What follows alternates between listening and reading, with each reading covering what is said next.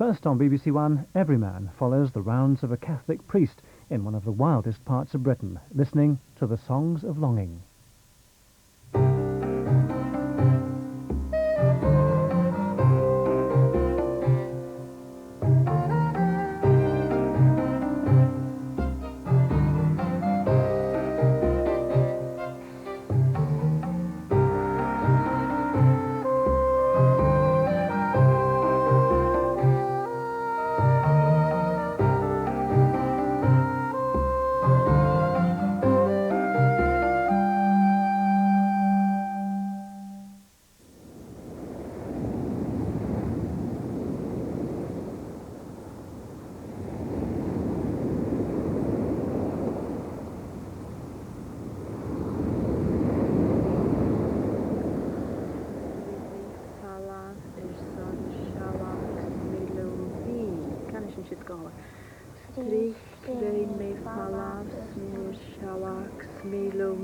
Agus a bhís Strich dyn me falaf son shalak smilum hi. And he came to Iona. And he set up a church, a community that lived on the fringes of what we call civilization. And his monks went from Iona. Brendan, almost certainly, with his monks, went to Iceland and America. And in his diary, almost certainly, the volcanoes of Iceland and the Indians of America are very clearly portrayed.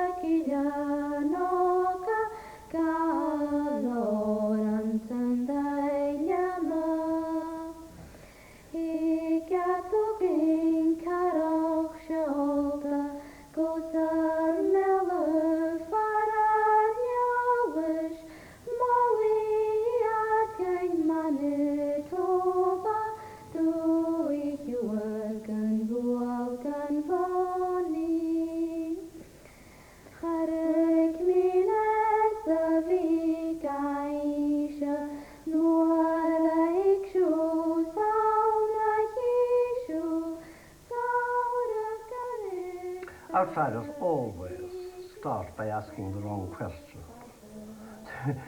Keep asking us about things like time.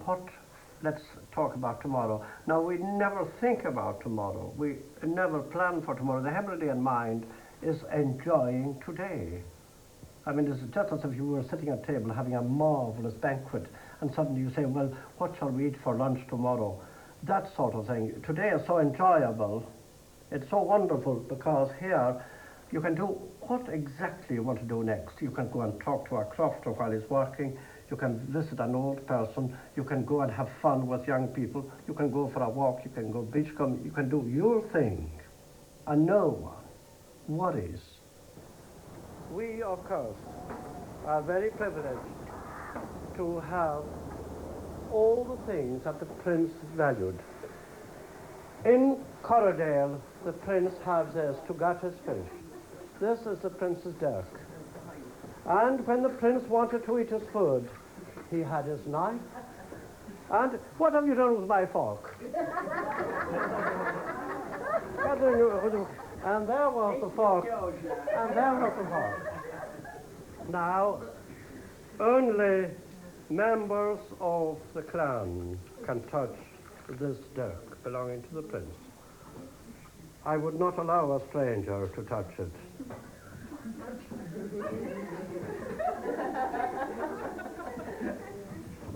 There is a pub in Glencoe, and to this day, if you go up to the bar in the pub and say, I am a Campbell. I want a pint of beer. He'll get you by the scruff of the neck and the seat of the pants. and throw you out. Anyway, there, and for in his knees. Peter Correal, sir.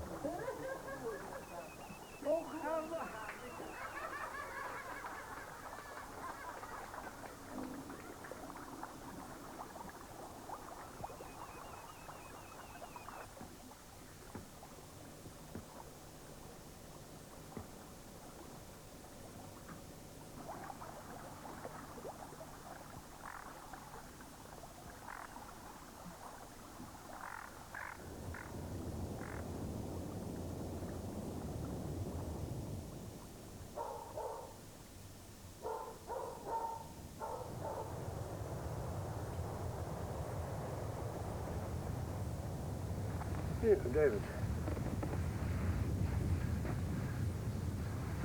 So då läser vi in pakken här så. Jag läser det picture, så där. Det är bättre stamp. Signor.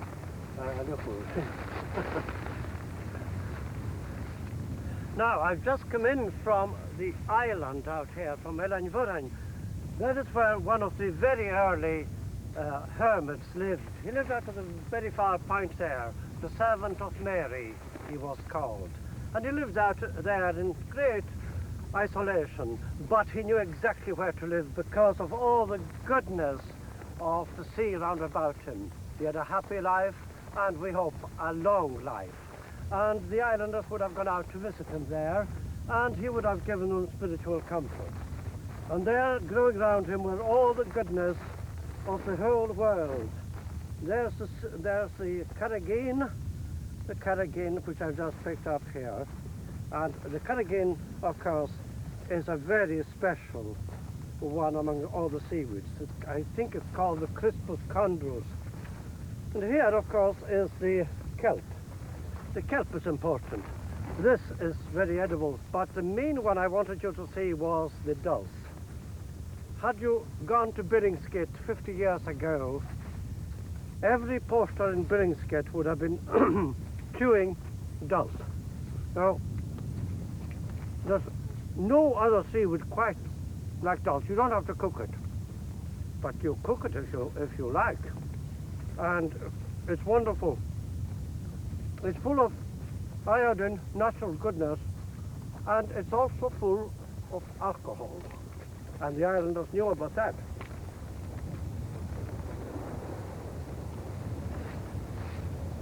When the early Celtic saints arrived here, of course, they found a world full of superstition. The gods we had were, of course, were the gods of nature. Creation, as the old Druids saw it, was a wonderful creation. And there was a God out there somewhere, full of bounty, full of goodness. The shores were full of good fish, good seaweed, and the land was fertile. And it was natural enough for them, as they had not yet had revelation of the one true God, that they should believe that nature itself was their God. So the elements were the strong thing. You had the wind, you had fire, you had water, you had particularly the sea. And so there were no compromise, but the early Celtic monks who came obviously took the people as they found them. And so it is to this day that when we take a corpse to the graveyard, that we will walk round sunwise. If you ever think about it, God created the universe, and God created right order, and the sun is there.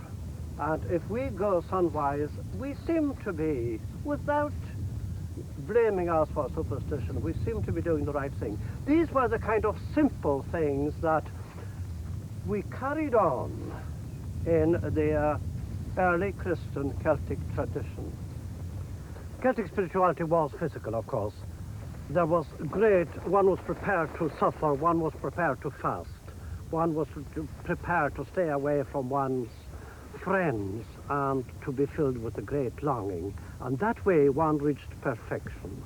And so it is that even today people, the young people like David here, are, I suppose, Celtic as soon as Christian. because that Celtic thing is still very much in the minds and hearts of the people.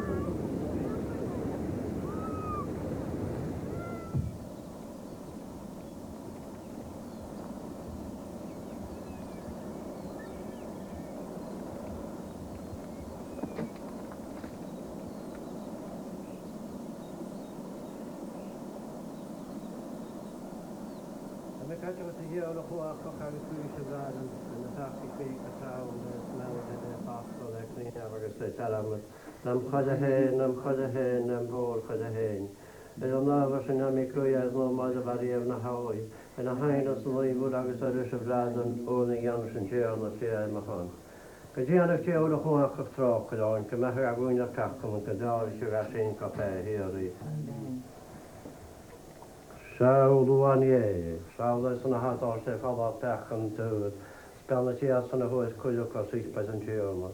The hill of another Michigan, you get yourself a Marcy, up in the fact of the vans, the manum Swanik. Coffeeoson. Coffeeoson.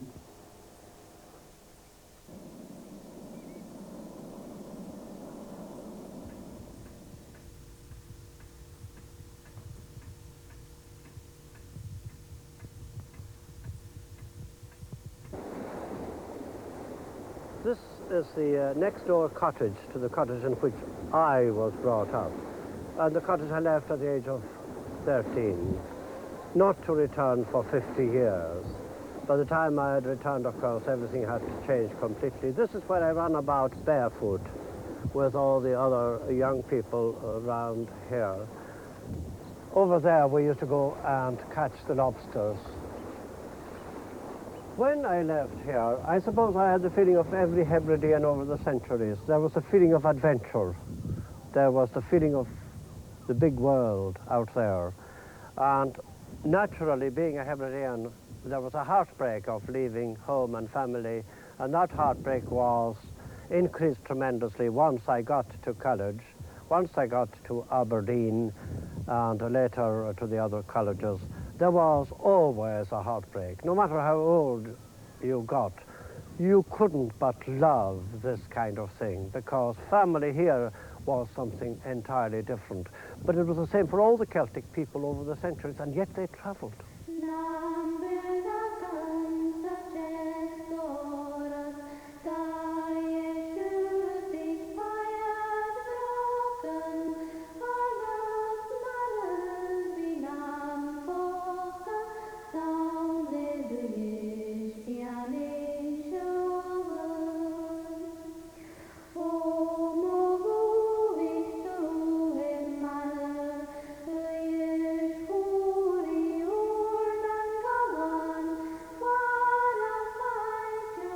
And if we're sad in our singing, it's not because we're not enjoying it.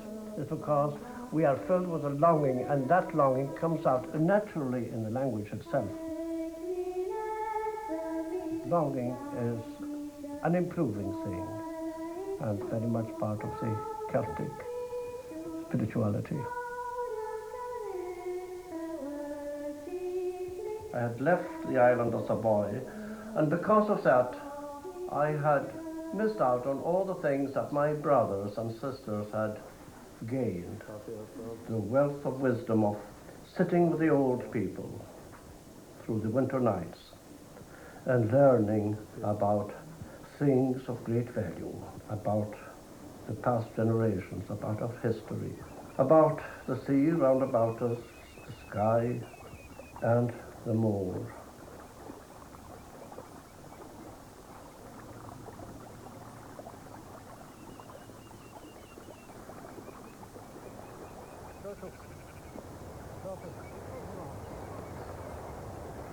And so I came back as a priest, and I spent, I suppose, a whole year in going native, in the best possible sense of the word. I realized that I was in the Gaelic heartland. This is the Gaelic heartland. Here, people naturally speak Gaelic. The children still speak Gaelic. And this also happens to be the very center of the bards. This traditionally was the home of the bards.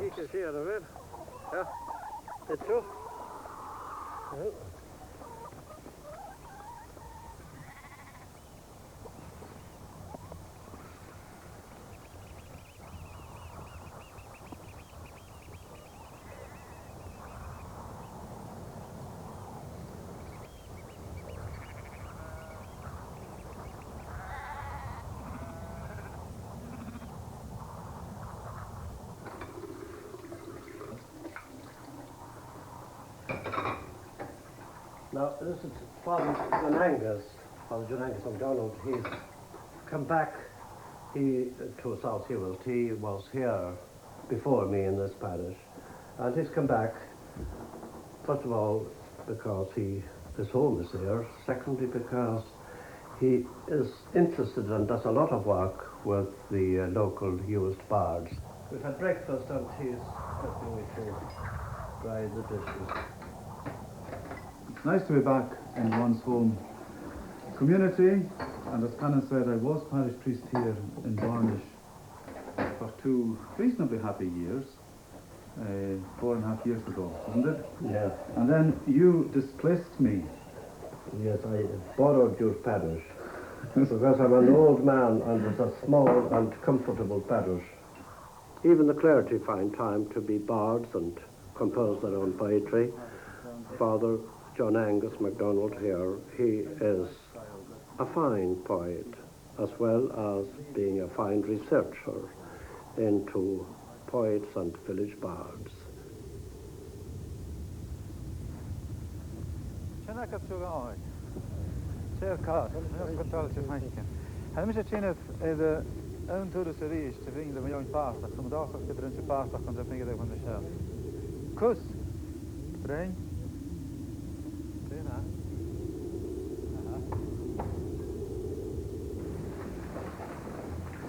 So I'm a college here, Ash.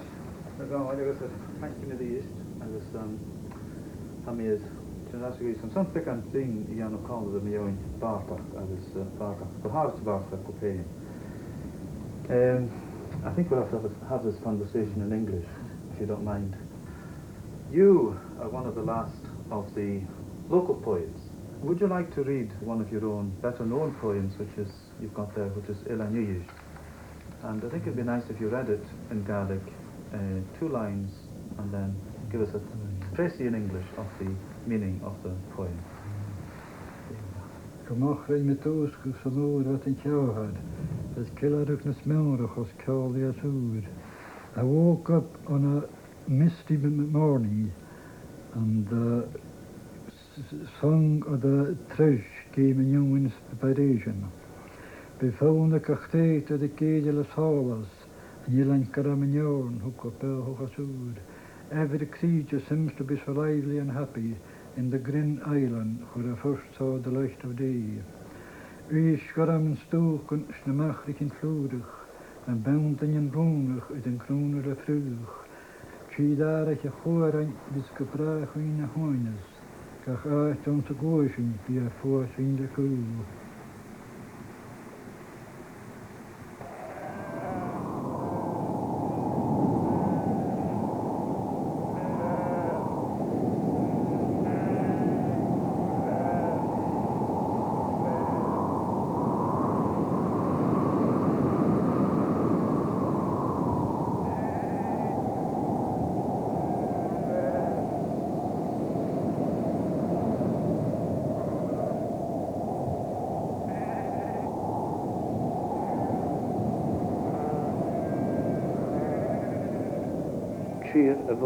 Cheer means the land of, usually refers to the fatherland. Muran is the Gaelic word for bent grass.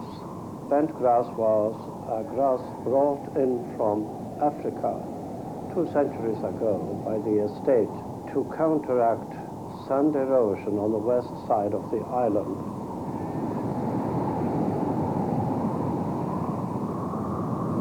It is symbolic, the Marram grass, of what has happened with our language and culture during the last few centuries.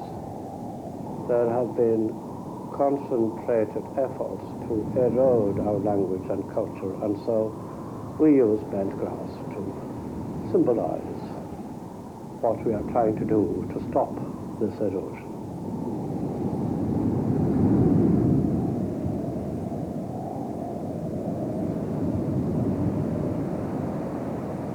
Just my in the face, we should get like a face, I was such.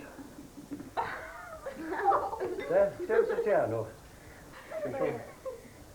Det som utspelar kirjan och museum och video, accordion, piiplahkaus. Good job. Kunstfejla. Well, how Drama. Drama? Joe, can I say that? I'm going to do video agus drama. I can listen to stuff with my accordion. Accordion? Shall you jam Joe, such a face? Drama, splitten is art. Art? Well, there you are. That's something. Art. So you're all doing drama, and you're all doing video. You, I'm not doing video so far, but it's important to do video. Joe, know like a face. Drama. Keyboard is art. Keyboard, is art. So Michelle is good on the keyboard. She's good on the keyboard. Mary Teresa, are you running the face? What are you going to do at the face this year? Chanter, drama, Chanter. art, keyboard. There's so much that they can already do, but they're improving all the time because it's all happening through the medium of Gaelic. In the old days, all this would have been conducted through the medium of English, but no longer. And these children have a new enthusiasm, a new verve, because Gaelic has now come back into its rightful place. So here I realize that it could be very easy to start a proper phase, run completely in Gaelic, and no one would be in a position to object.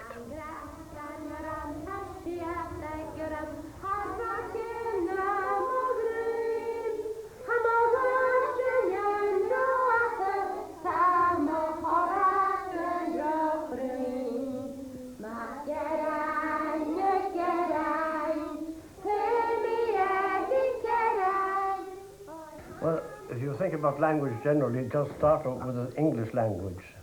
It's such a prosaic and dull language. Gaelic, when you talk about Gaelic, you talk about can. In other words, cantare, to sing. It's a singing language, not a speaking language. Like all the good Latin languages, Gaelic is very expressive. We had very few words, but these words are so expressive, so onomatopoeic, that you can describe a whole action in very few words in Gaelic, and you can sing about it in very few words in Gaelic. It is a singing language, and because of that, a very, very precious language.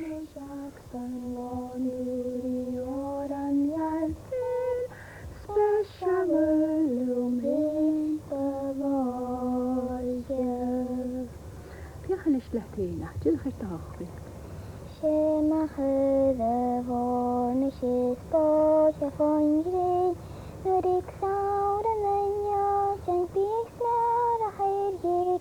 Vil nu sjaksen lån duri åren hjärten.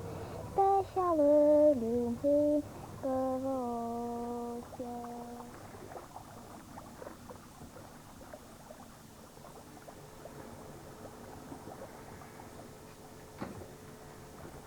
We only have 2 words describe hatred.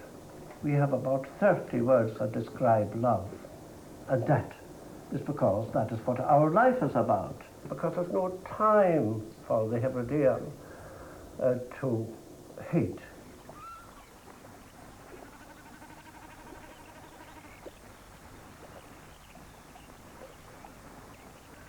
Twice a year, the statue of Our Lady of Fatima is taken round the parish. The rest of the year is kept here, and it goes from house to house. The people gather in the villages every night and they recite the rosary and the litany of Our Lady. This is not to do with the priest or the parish. It is something that happens quite naturally. It happens twice a year, and tonight is the beginning of the second circuit of the statue. It will be taken from the chapel here to the first house in the township. David will take it on his bicycle now, and it will be in position for the beginning of the rosary later on tonight.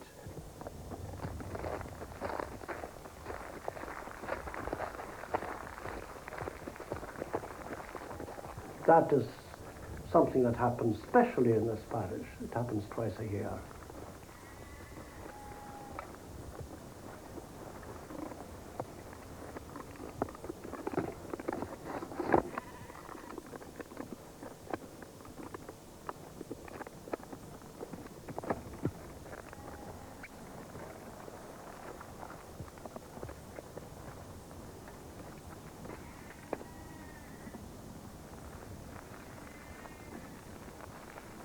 If it weren't for the rosary going on twice a year, I probably wouldn't know Alice so well, and I wouldn't know Clara so well. I get to meet them and speak to them, and then it gives you a reason to speak to them, you know, in ordinary life too.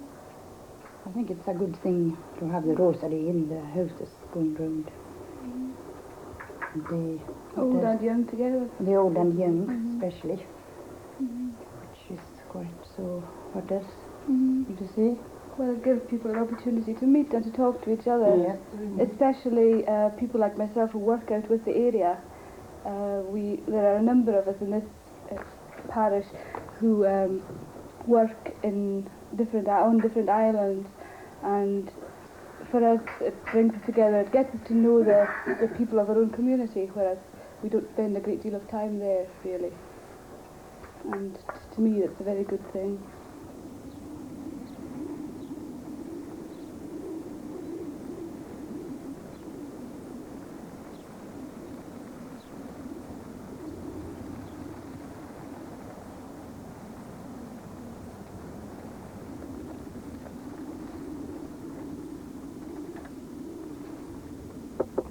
The Reformation never affected the islands here.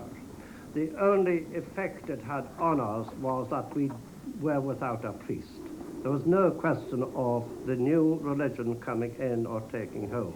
There's a statue. Okay, thank you.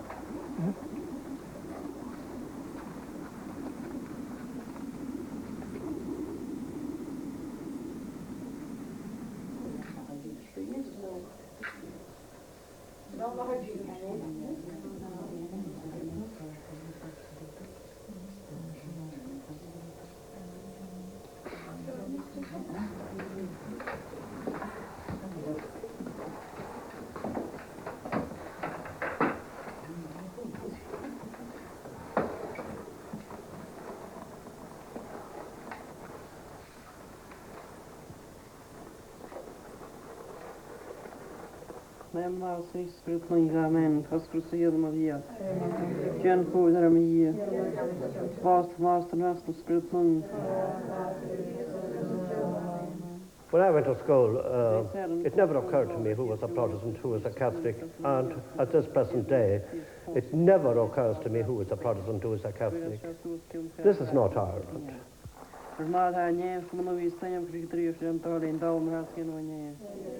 When we would be saying the rosary as a family, and my friends, the Protestants, would be there, they would be there with me. When I happened to be in a Protestant house and they were doing a Bible reading, I would sit quietly. It seems the most natural thing in the world to be that way. So there was never any tension. There never will be any tension. We live in absolute harmony. Här så tog det här varje kräsen här gör mig just fanns som räs från tar till rum. Här så tog det här varje kräsen här gör mig just fanns som räs från tar till rum. Här så tog det här varje kräsen här gör mig just fanns som räs från tar till rum. In my youth, the old people were very conscious and had a deep knowledge of things that were going to happen in the future. These were the days before electricity, before radio, television, before even running water in the houses. The people were living very close to nature, and as a boy, I would know from the old people who would carry at night things that were thought to happen in the future. One glaring example, of course, is the rocket range. The old man used to tell us that they had seen the lights of the rocket range years and years and years before any of it happened. They had seen the statue of Our Lady on Royal, that they had seen something very sinister surmounting that statue. I vividly remember people talking about all kinds of happenings and explosions and the statue on Royal and the radar station above it. All that we could have planned for the army long before they actually even sat down and started planning it, because we had seen it all happening. Certainly, nowadays, there are very few who would have the experience of a death that's about to happen. In my youth, people knew when deaths were going to happen from portents in the sky. A light comes from the sky and went up and fell in Dollopus there. What does it look like? Just a big splash of light with two legs and slipping down to the bottom. A thin, long light coming from the sky downwards. It went into a big ball of fire with two long tails to the ground. So what did you feel when you saw this one fall in Dallabra? Oh, I said to myself, there was somebody to go, that's it, to die. It would be high or low in the sky. It would travel very slowly, that I do know. Fairly slowly, time enough for the father to call the wife and the children out to look at it. And it would go across the sky. It would land at a certain spot, pinpointing the area from which the croft, from which the death would take place. It would have trails of fire from it, and it would happen early in the evening or later on just before dawn, so you could tell the sort of time of the year. They had a method of interpreting all these things, the old people, and they could tell by the end of the vision, they could tell what croft it was going to be in, and very shortly someone would get entangled in a funeral procession and actually see who the mourners were. We would call it in Gaelic Drake. Drake. We would call that, and every one of us said it was a drake. We used to see one in South Uist long before that, Somerton, anyway, I knew that. Do I believe it? Why shouldn't I believe it? Because it was told in such vivid terms that you couldn't but believe it, and always that death would occur. They could even tell whether it was the death of a young person or an old person. They were living close to God and close to nature. And of course, if they got a warning, it meant that from a prayer viewpoint, that the whole community lived closer to God in the weeks and months to come. Why it all stopped, I don't know. But people no longer are in touch physically with nature. No, people no longer go about on their bare feet. And it's not just the Celtic Christians who had this charism. People in Lapland and fringe maritime countries, many of them, American Indians, all kinds of people had this gift. And the reason why that gift isn't there anymore is that we've lost something terribly precious. As I say, we knew about a rocket range 50 years before it ever happened, perhaps 100 years before it ever happened. In some unconscious way, we prepared for the things that were going to happen in later years.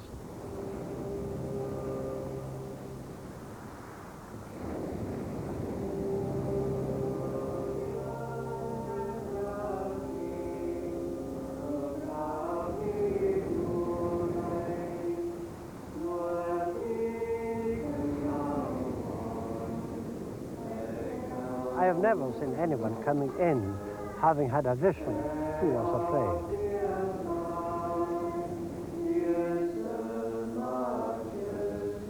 Well, it was on a Sunday night that I was in Bornish, caving, and when I was coming about midnight, or maybe it was up to 1 o'clock in the morning, a severe gale burst from the northwest here.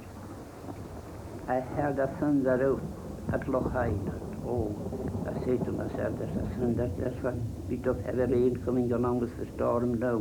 And the thunder was coming to me. And when the thunder was getting down, I could hear like a loom, 3 shouts of a loom, waving loom. And after that, the dog was beside me on the road, cracking bones in his teeth. And I looked, but I couldn't see a dog. And I came between every pole, the thunder would come, and the loom, and the dog. And when I was coming down the brae, there's a bridge down yonder there on the river, I felt some horses in Bornish squeaking and biting one another. The next thing I heard, one of them running through the fence and jumping on the road and jumping past on the road, on the bridge at my heels. I jumped off the road to the side and faced the bridge, and I couldn't see a horse or a mare there. And then, all I'd had was that must be the devil that's after me tonight. That's what I said to myself. The thunder started again on the loom and the dog. I was like that till I turned in on the crossroad of Kildona. I never felt anything. That's my ghost now for you. Aye. What do you think of that?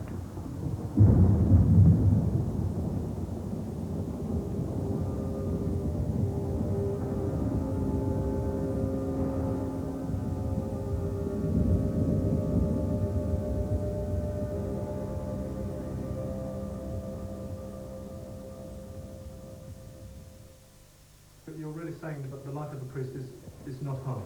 It is not hard in the Hebridean setup because of so much love. You are a member of every family and you're so much loved and part of them that there is no hardship at all in being a priest. A friend of mine has just come back from Lapland. And they have a strange custom in Lapland at a wedding reception. Whenever that happened, during the speeches, the groom had to kiss the bride.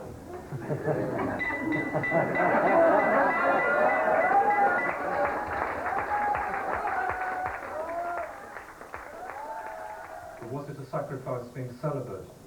No. As far as I'm concerned, because the priest is a member of every family. I can be with a mother who is having a difficult pregnancy, who's had already perhaps a cesarean, having a second child. Will talk with her and help her in my prayers and discussion with her during that period. So I'm really a member of a family in a very intimate way that a priest can be.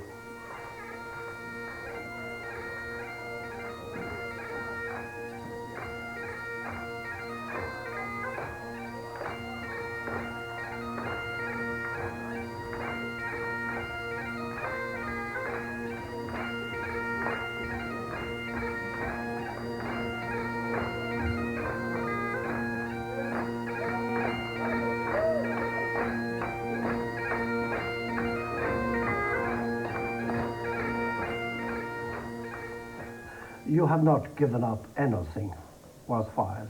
When you talk about celibacy, do you know that perhaps half the young men of my parish are bachelors? for various reasons.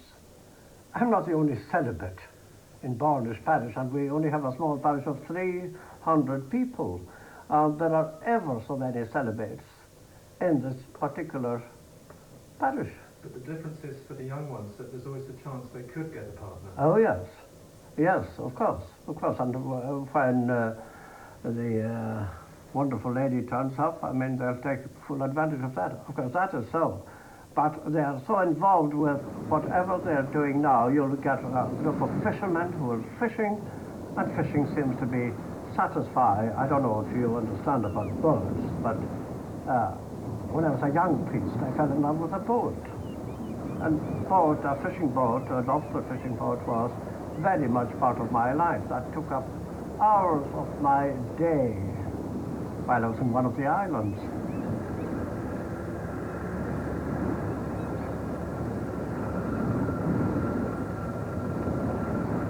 The hardest things I'm sure that I've ever had to cope with would be the drownings of young people in the fishing community.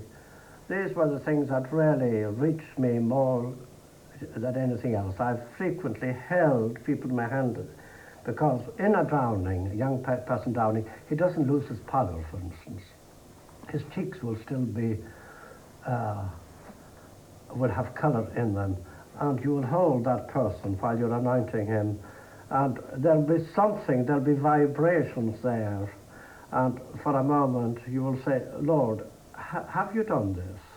You don't ask why, because you know you're not going to get an answer. But you'll say for a moment in the drowning of a young person, and it's happened to me so frequently. Drownings are the only things that I find not unnerving, but just for that split moment when I come across, or the body is presented to me in the seaweed, I will kneel down there beside it and these kind of things. But apart from that, I think that's the only thing that I've ever found difficult with regard to death.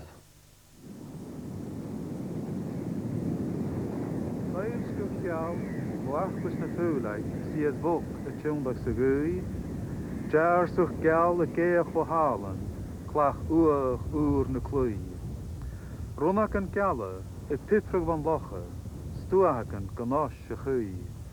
Nyan an gala, a geris a gumel, o an olach ganochtek gan veen. A white shining from the shoulder of the seagull as she floats and turns on the wind. A white shining, screaming from Harlan, a new gravestone of sorrow. Little white stars blinking from the loft, little wavelets ceaselessly moving.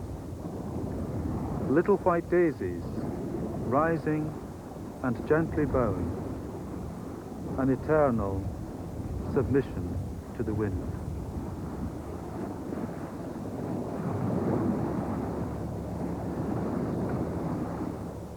National outcry, the land was broken up again and given back to the people of South Uist. During that time, our hearts were filled with great longing.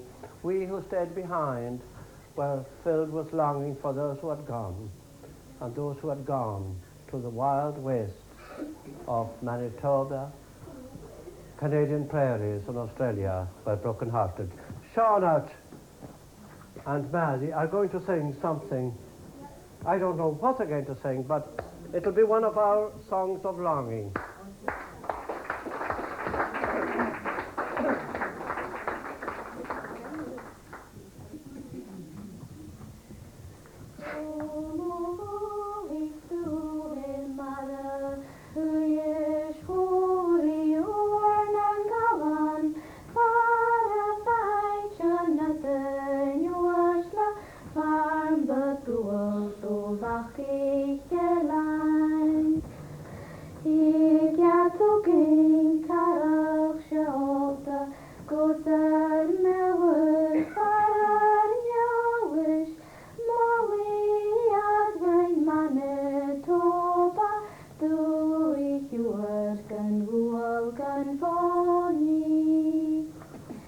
Hare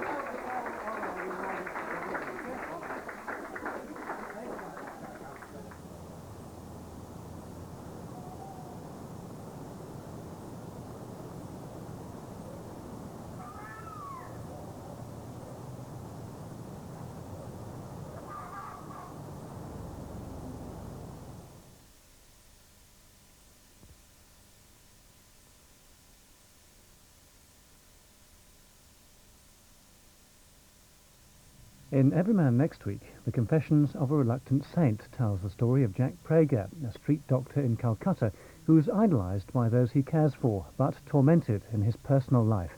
That's next Sunday at 10:15.